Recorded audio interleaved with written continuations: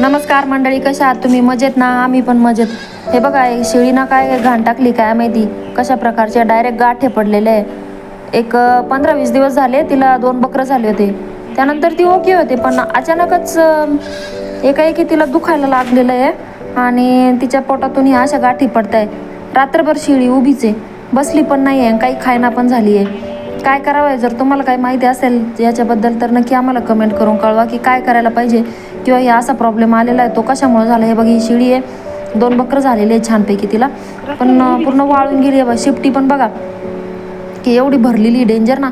तिला थोडं मिठाचं पाणी टाकून गरम पाण्याने धुवून काढलेलं आहे मी, नंतर त्याचा काही व्हिडिओ घेतलेला नाही आहे. तेव्हा थोडंसं तिला रिलॅक्स वाटलेलं आहे. बघा, ती शेळी एकदम अशी अवचंगलेली आहे. त्या गाठीचाच प्रकार काय आहे नेमकं, का पडते?